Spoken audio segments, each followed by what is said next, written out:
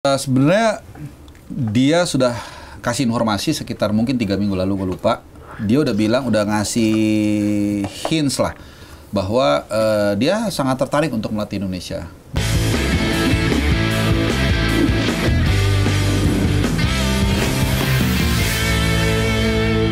Ayo lo. Selain Boyan Hodak, tapi ada juga nama-nama lain seperti Timur Kapaze. Mungkin Bapak udah intens nih kontekan. Bung Ayu juga mungkin udah kontekan langsung sama Coach Timur ya.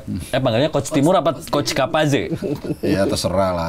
Ya. Tergantung keakraban. Iya tergantung keakraban. Jadi Coach Timur, wih, ikrip banget ya.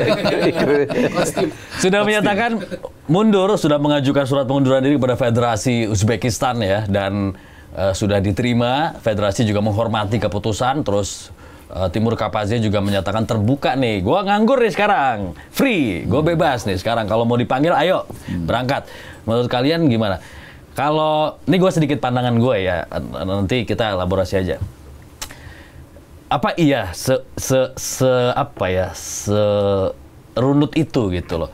Apa mungkin jangan-jangan sebenarnya sudah ada komunikasi antara PSSI misalnya dengan Timur Kapaze hingga yaudah setelannya gini nih, lu mundur dulu atau gimana? Sebenarnya dia sudah kasih informasi sekitar mungkin 3 minggu lalu, gue lupa. Dia udah bilang, udah ngasih hints lah bahwa dia sangat tertarik untuk melatih Indonesia. Dia bilang, ya saya mengenal Indonesia. Dia kalau nggak salah kita ketemu kan di U23 semifinal ya. Yeah. Semifinal. Terus dia juga sebagai pemain pernah merumput di GBK 2007, Piala Asia. Jadi dia udah kenal lah Indonesia. Kemudian dia juga waktu itu bilang, kalau gue nggak salah, pokoknya akhir tahun ini dia selesai kontraknya. Gue nggak ngerti apakah memang udah ada mutual concern atau apa. Dan ternyata kan 2-3 hari lalu kan memang udah firm kan, dia udah lepas. Dan ya sepak bola kawasan udah pasti dia paham. Harga juga logikanya harga Asia masuk. Katanya 7,5 miliar per tahun ya? Itu murah. Ya makanya lebih murah masuk, dong. Setengah Sintayong kalau nggak salah ya, kurang lebih. Ya dari segala atribut sih udah masuk. Cuman terakhir dia bilang langsung kasih informasi PSSI belum mengontak mereka sama sekali. Oke. Ya bukan berarti nggak ada pembicaraan ya, bisa aja di kalangan PSSI mereka ngomong, entah dari BTN Pak Sumarji. Iya, kan konteksnya ada komunikasi secara formal atau secara informal misalnya gitu ya, atau gue sih nanyanya ada kontak nggak dari PSSI, dibilang no, katanya nggak ada. Ya jadi belum ada, bukan berarti nggak ada, bisa juga hari ini kontak segala macam gitu. Dan secara formal kan juga belum ada, balik lagi tuh rapat Esko belum ada. Jadi mungkin belum bisa juga mereka secara resmi ngontak pelatih kan, nggak bisa juga gitu. Dan mungkin gue tambahin lagi satu lagi, ada calon pelatih itu yang mantan pelatih Irlandia Hergensen. Nah itu, kalau itu kasusnya yang terakhir gue cari informasi, agennya yang nawarin. Jadi kalau agen yang nawarin nih, sih agen agung kan doakan pelatih, kalau nggak salah pokoknya dia cuman, sumber gue ini bilang dia ini orang Italia yang pernah melatih di Premier League. Itu juga katanya agennya pernah nawarin ke PSSI. Jadi ini konteksnya masih satu arah nih. Jadi mungkin mereka tahu ada vakansi, ada lowongan. Nah, agen-agen ini menawarkan. Kalau itu sih kalau nggak, mungkin Mancini kali ya, orang Italia. Atau Ranieri. Enggak, Mancini udah deket sama Al Sadd. Iya, di Liga Qatar. Jadi kemungkinan... Bukan yang punya macan ya? Bukan, beda. Jadi pada dasarnya ini baru informal dan baru satu arah dari yang pencari kerja dengan yang mau cari kerja. Yang mencari kerja dengan yang mempekerjakan. Yang mempekerjakan federasi ini. Link and match-nya dapat nggak tuh? Ya belum ada dua arah. Belum ada, baru yang pelamar-pelamarnya aja gitu. Ini bagian dari 19 juta lapangan kerja.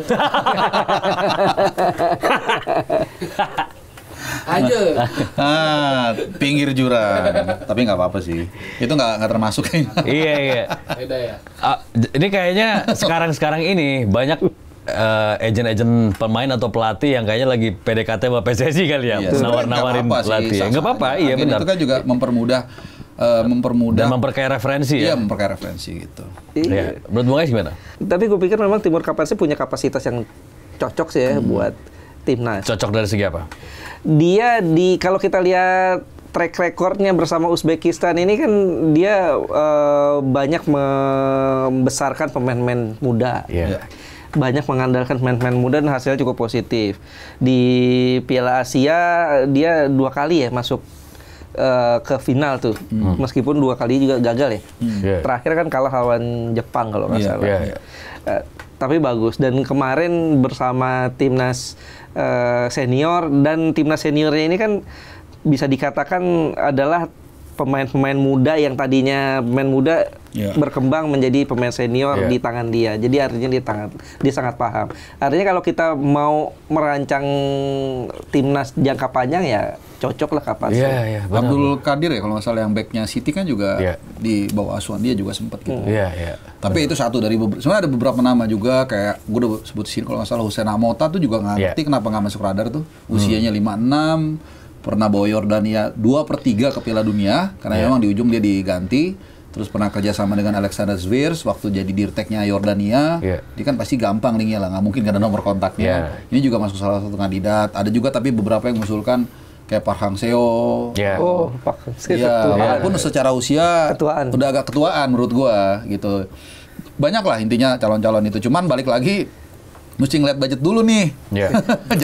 jangan maunya beli tas Hermes tapi uangnya cukup untuk Kang KW kan, nggak bisa juga gitu. Benar. Karena kan harus efisiensi juga kan, kata pemerintah kan harus efisiensi bilang. Luar biasa ini mendukung program pemerintah 19 juta lapangan kerja. Itu Timur Kapaze mundur, mobil listrik diminta lagi nggak ya?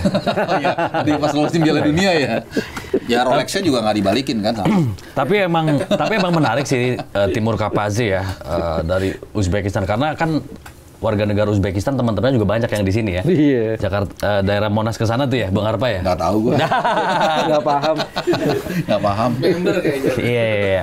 Oke, kita akan lihat juga nanti ya seperti apa keputusan dari Exco PSSI untuk memilih pelatih untuk timnas Indonesia. Kapan sih ngomong-ngomong rapatnya evaluasi dan itu nanti mungkin ngomongin ke depan? Yang menurut gue agak gimana ya? Kok lu abis tersingkir dari sebuah event yang paling besar di dunia, di kolong langit. Buat kita lagi ya, buat kita gitu loh. Dan untuk kita ini kan pertama kali ya kita gagal. Kok lu nggak rapat-rapat sih? Lu ada apa sih? Gitu. Kesibukan apa sih? Gitu. Iya, tapi kalau datang ke podcast, ke acara di JCC bisa.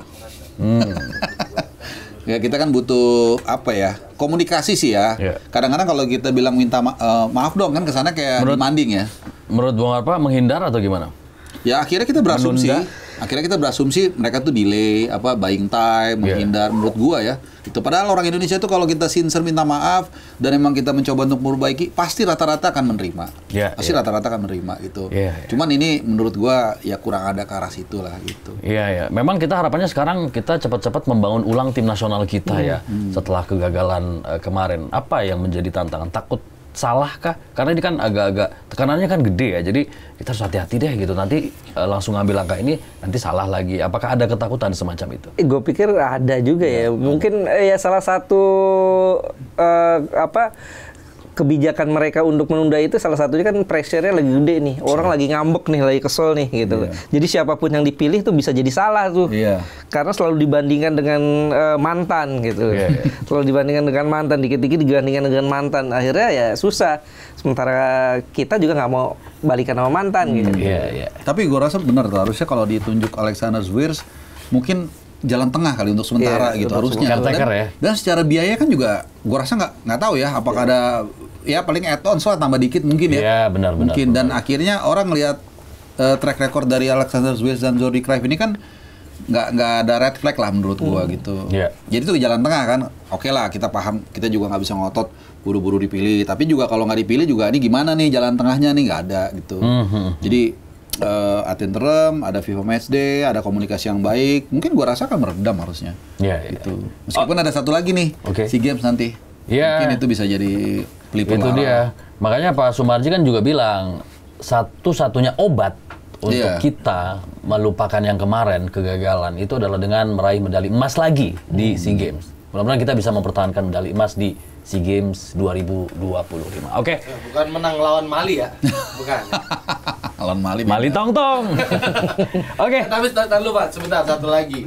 Ini terkait rapat Exco yang nggak digelar, katanya ada gosip-gosip. Mungkin Bang Arpa ada infonya nih. Gosip-gosip Exco yang mulai pecah nih antara kubu-kubu satu sama kubu berikutnya. Kita hanya bisa meraba-raba karena kita kan nggak tahu kan, mereka kan nggak ada statement resmi kan, jadi kita hanya meraba-raba. Tapi logikanya nggak mungkin lah mereka satu suara persis sama gitu, pasti berbeda ada. Nah perbedaan ini seperti apa, komposisi proporsionalnya berapa banyak, kita nggak tahu. Akhirnya kita hanya mengasumsi, bahkan takutnya melebar menjadi suzon kan, bahwa oh jangan-jangan takut nih kalau rapat Exco nanti hasilnya misalnya tidak sesuai dengan keinginan salah satu orang di sana atau berbeda. Kita jadi pikirnya kemana-mana gitu. Makanya gue bilang kalau komunikasi itu dirilis dengan apa adanya, pasti ada satu dua yang nggak setuju. Teman secara umum orang akan menghargai. Jadi balik lagi gue agak menyayangkan tidak ada rapat Exco gitu. Iya. Oke. Dengar-dengar Ultras mau aksi ya? Karena 5 hari tuntutan belum ada tanggapan segala macam. Ya goreng terus. Tapi nggak apa-apa sih gue ikutan deh. Katanya besok ya? Iya. Hari Jumat ya? Besok kalau gue bilang silahkan aja orang menyampaikan aksi sih. Itu kan bagian dari demokrasi. Nggak ada masalah. Silahkan aja. Apa goal dari aksi ini? Dan kalau kalian harapannya gimana? Iya, gue pikir sih inilah paling nggak cepat evaluasi lah. Kan sekarang udah sebulan lebih ya. Sebulan lebih dari kegagalan kita ke Piala Dunia. Udah waktunya lah dikasihkan penjabaran hasil evaluasi itu apa. Dan nextnya gimana gitu. Yang penting kan bukan kegagalan kemarin, tapi what next gitu. Terus ada lagi yang minta udah boomer-boomer di Exco pada mundur aja, ganti yang lebih segar, yang lebih energik, yang lebih fresh gitu. Terus kalian gimana? Ya kalau memang gini loh, gue berkali-kali mengatakan kalau memang ada yang bagus pasti kita apresiasi. Tapi when it comes mereka udah nggak perform lagi dan ada mekanisme untuk mengganti, itu normal aja dalam demokrasi. Ya presiden juga kan nggak selamanya. Ada waktunya juga kan selesai. Ada setiap orang ada masanya, setiap masa ada orangnya. Jadi itu bukan sesuatu yang haram menurut gue untuk melakukan reformasi atau perubahan gitu. Bijak banget ya. Bijak banget. Berarti Anda siap menunggu sampai Kongres 2027?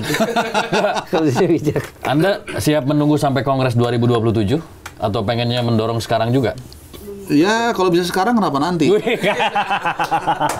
Kok berbanding terbalik dengan komen sebelumnya? Ya kan aspirasi kan. Oh iya. Kalau nggak diterima, gue nggak maksa. Gue kan menyampaikan aspirasi. Udah. Kita war tiket lawan Mali aja kita mendingan yuk.